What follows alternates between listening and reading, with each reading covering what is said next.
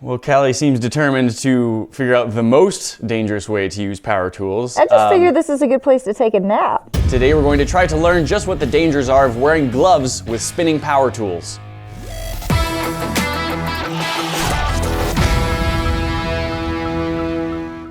We want to test something out. Hopefully, if you've ever taken a shop class or had any instructions with power tools, at some point someone explained that you don't always want to be wearing gloves. They're great when you're handling rough materials, you know, doing hammers and nails and stuff like that, and for a lot of tools, you definitely want to be wearing gloves because they're going to be protecting your hands. But for some tools, it can actually be more dangerous with gloves than without. Here's the basic idea. We're going to test the idea that gloves can actually make some power tools more dangerous. It's not just gloves too that you have to worry about. You also want to worry about loose clothing or hair. That's one of the #1 rules if you have long hair is pull it back. You don't want it to get caught in anything. So we want to test out just how dangerous it is, and we're not actually using my hair. So we've got a bunch of gloves. We've got some hot dogs, which are going to be stand-ins for fingers, and we've got some hair extensions, which all of these are we're going to test what happens to our machines and hopefully not break our machines in the process. It might not be good for them either, but Cleaning out hair from these is going to be an interesting and exciting time, but it's going to be worth it to explain and to show you just why you don't want to do these things. all right. So to start off, I think we can just use the hand drill, and then we can maybe scale it up to see if it's more effective with a bench drill. Now we are trying to see with gloves versus without gloves. So using this hot dog as our simulated finger, I'm just going to pretend that, you know, say you're drilling something and you're holding it stupidly and it slips and you're like, oh, and then I stab myself in the finger. This is not the sharpest drill bit in the world, but that might make it more likely to slip and stab yourself. So that's going to be simulated by just drilling this hot dog. Now I know hot dogs don't have as thick of skin as humans. They're squishier overall than muscle tissue. It's just the best analog that we have. All right. Ouch, that looks painful. I have a hole in my finger now. Let's see if we have a similar, better, or worse result running into the glove here. Oh, ow. So You have a hole in your finger. that right there is exactly it's what we're broken. concerned about. It didn't just hit the glove and poke a hole in it, but it then seized up on the drill bit and yanked it around it. Oh, no. You're so unhappy right now.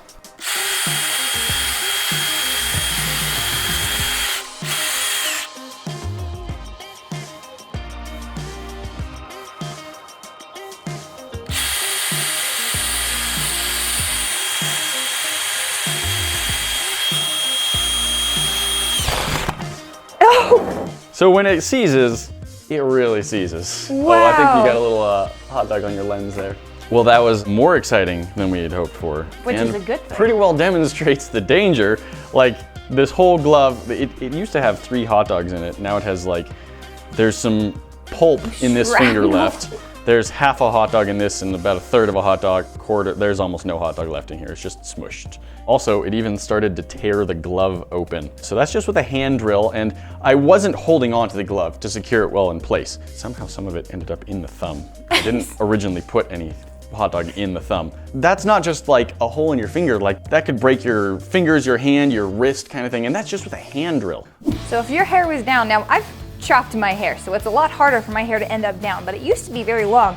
And if it were trailing across here while I was trying to drill, if your head was attached to that, you would be so unhappy right now.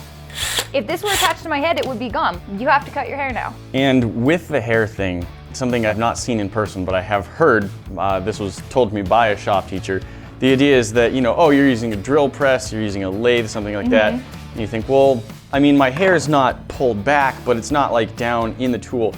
The story I heard was that someone was using a lathe and either the person working or the machine itself built up a static electric charge and their hair drifted away from them toward what they were working on, and then like a couple strands got pulled. Those were loosely wrapped around other strands, pulled the rest in, and yeah, like their whole body got pulled into the lathe.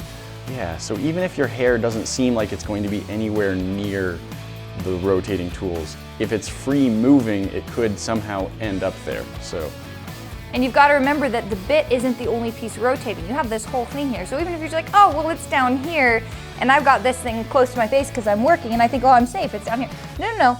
This whole thing is moving. Your hair can still get stuck in that too.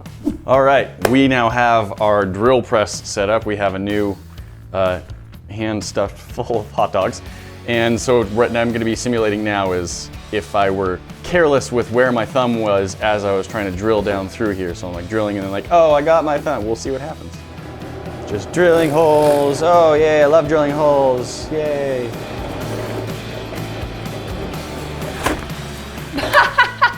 And my hand just got wrapped around the drill bit. How do you feel?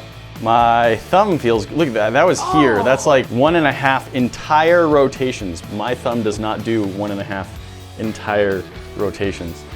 So You ripped it up. This is like the thickest part of the glove too. Look at that. The skin of the hot dog is no longer attached. It would rip your skin off, which might not seem like a thing that would happen, but out of personal experience, it's a thing that can happen.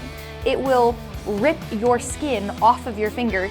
Your thumb is completely broken at this point, and yeah, hot dogs don't have bones, so we can't test that part very well. Well, I think we need to try it on a different tool. Oh, table saw. Now we've got our table saw, and once again, analog for a human finger, a hot dog.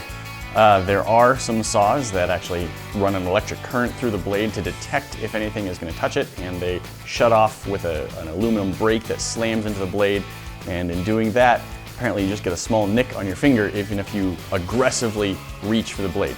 This is not one of those saws. This is just a regular table saw. Nothing should happen to the saw if a hot dog goes into the blade. So that's what we're gonna test out. I'm gonna have the hot dog here and I'm just gonna push it into the blade and see what happens to it. he'll be there with safety glasses. I know how big of a mess this will make, so I'll be Most of the mess here. will go that direction. So I'm gonna start with the hot dog right here. I'm gonna turn it on. I'm gonna poke the hot dog into the blade just a little bit, and we're gonna see what damage it takes.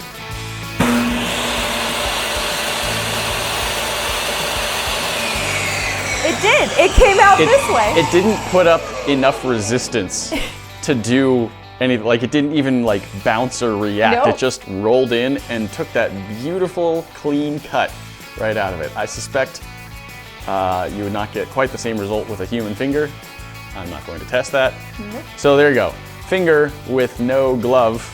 And now we've got a simulated hand again. We've got some fingers in, well, in a few of them. And from a little bit away, I'm going to just push this into the blade. I'm also going to have my hand on this switch here, which kills power to the saw, because it's possible that the glove will get seized in, and I don't want it to like keep trying to spin after that. So pretty much as soon as anything happens, I'm just going to turn off power to the saw entirely.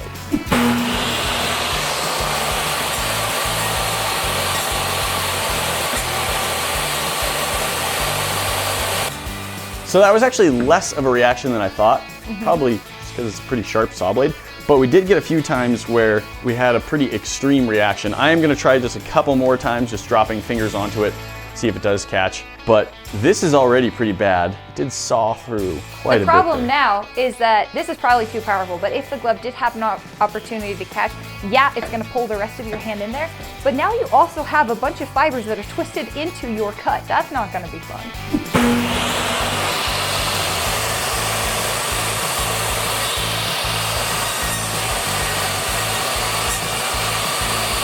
So again, yes, this wouldn't be fun, but instead of getting a clean cut if you have gloves on, we're looking at that same scenario where the skin itself is loose and you're just pulverized. I do have one more thing I want to try with it, and we were saying that it's mostly just cutting through the glove. But what I'm going to do this time is I'm going to turn it on, and then I'm going to turn it off and be feeding the glove into it as it's slowing down to see what a slower speed but still moving blade is going to do. Oh yeah, like you panicked.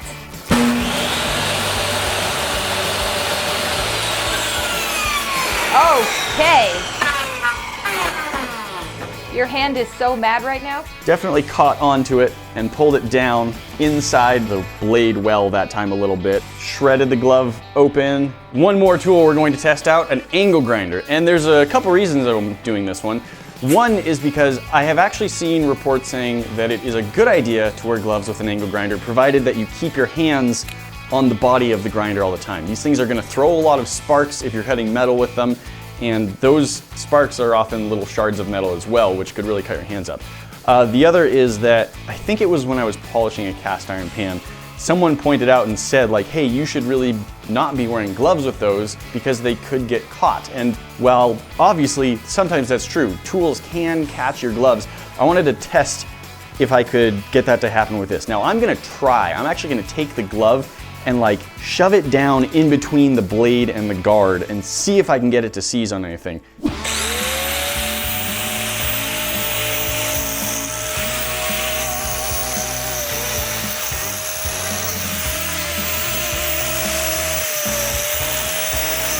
I think fitting the finger in, I tried to just sort of get it caught in between the blade and the guard, like this direction. And at least with this particular blade, I didn't get it to seize. Maybe some grinding blades would be rougher and would seize more on a glove. And then I cut into it this way, and it did feel like a little bit the glove got pulled in a little farther. So it's possible like that. I actually kind of think that the gloves in this particular case were doing more good than harm.